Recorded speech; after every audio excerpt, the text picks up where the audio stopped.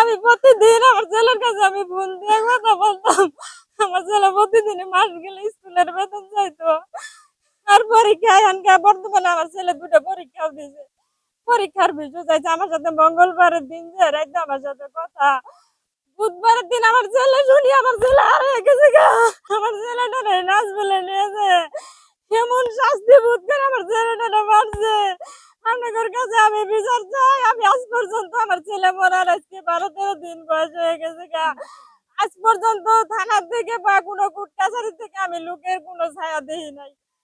আমার ছেলেকে আমি অপরাধ করছিলাম, এতদিন মানুষ করে কষ্ট করে গান মিস করে আমার ছেলেদের খাওয়াই কি আপনাদের কাছে আমি ভুল করছিলাম? আজকে আমার ভুলের খেসারত আজকে আমার এই নাজমুলে দিয়ে দিছে।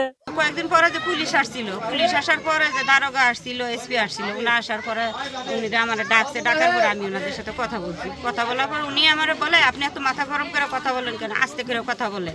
তা আমি বলছি, আমি কি আস্তে করে কথা বলবো? ওদের বাড়ি কি হারাইছে না হারাইছে আপনারা সেটা তদন্ত করতে আসছেন, আর আমাদের যে একটা বাচ্চা মেরে ফেলছে তার জন্য তো আপনারা তদন্ত করতে আসেন নাই। এই কথা বলছি দেখে উনি আমারে বলে, আপনি এত মাথা গরম করে কথা বলেন কেন, কথা আসতে বলেন। ইলেকট্রা দিচ্ছে এক্সচেঞ্জ অফার। আমার বাসায় আগের যে ফ্রিজটা ওইটা চেঞ্জ করে আমি এখন নতুন ফ্রিজ নিব। আস্তে আস্তে বলার কথা, আস্তে বলার কাজ কি ওনারা করছে? ওনাদের পক্ষ হয়ে পুলিশ আসে, অথচ আমাদের যে একটা মানুষ মারা গেছে, বাচ্চা মারা গেছে, আমাদের বুকটা যে খালি হয়ে গেছে সেটাই ভেবে ওরা পুলিশ আসে না। আজ পর্যন্ত মারা গেছে আজকে 10-12 দিন, এই পর্যন্ত একটা পুলিশ বা একটা কেউ আসে নাই আমাদের ই করতে, বলে আসামিটা নিয়ে যায় কিভাবে, কোন জায়গা থেকে ধরছে বা কিভাবে মারছে, ওনারা আজ পর্যন্ত এই কাজটা করে নাই। কিসের জন্য মারলো?